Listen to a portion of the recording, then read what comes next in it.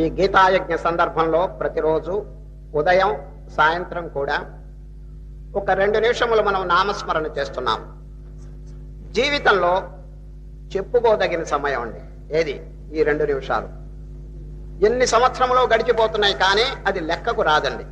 ఎవరి లెక్కకు అంత్యకాలంలో ఒక సంభాషణ జరుగుతుంది చూడండి, డిస్కషన్.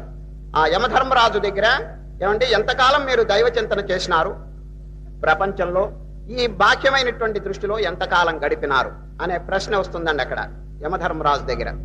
అక్కడ ఈ 2 నిమిషములు మనకెంతో ఉపయోగించేటువంటి సమయం అండి. జీవితంలో స్వల్ప సమయం అయినప్పటికీ కూడా అది మహత్తరమైనటువంటి దుఃఖము నుంచి, ఆపత్తు నుంచి, సంసార రోగము నుంచి తరింపజేస్తుందండి. అది ఏది ఈ పుణ్యభాగ్యం జర కనుక చెప్పుకోదగినటువంటి వయస్సు అండి ఇది ఈ స్వల్పమైనటువంటి సమయం. సరే, జీవితంలో ఇటువంటి ఘట్టములు ఎన్ని జరుగుతుంటాయో కొంచెం జాగ్రత్తగా గమనిస్తూ ఉండాలండి. 24 hours 24 గంటలు భగవంతుడు మనకి ఇచ్చినాడండి.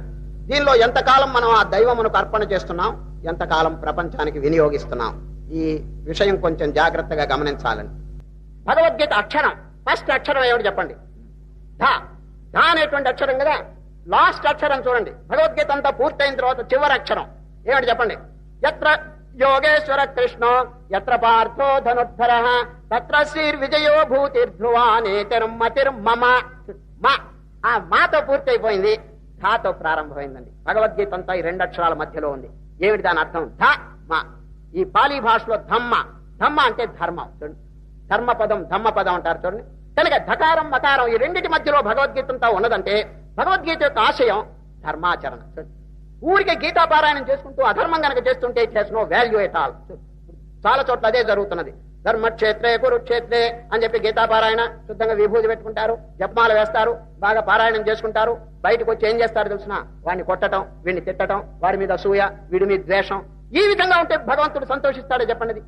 భగవంతుడు దేనికోసం అవతారం ఎత్తాడో అటువంటి ధర్మాన్ని ధిక్కరించి మానవుడు శాంతిని పొందలేడండి.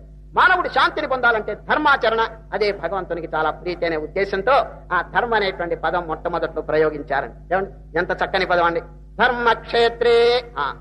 ఈ మొదటి శ్లోకానికండి ఆన్సర్ చివరి శ్లోకం అండి. సరే, ఏమిటి అడిగాడు చెప్పండి ధృతరాష్ట్రుడు సంజయుల వారు? ఎవరు గెలిచారు అనేప్పుడు చివరి శ్లోకం ఏమిటి చెప్పండి? ఏ వైపు శ్రీకృష్ణ పరమాత్మ ఉన్నాడో ఆ వైపు గెలుపు సంభవించింది చెప్పలేదండి?